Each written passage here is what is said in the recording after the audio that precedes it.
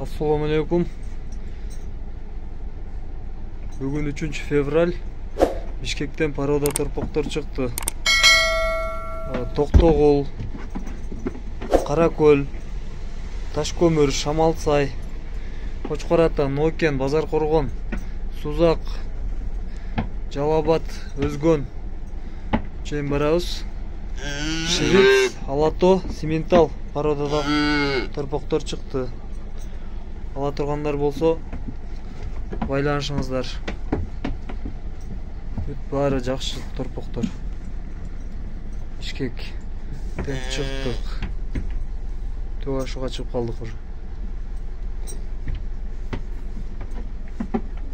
Симентал бар, Швиц бар, Алато бар. 3 парода торпоктор бар.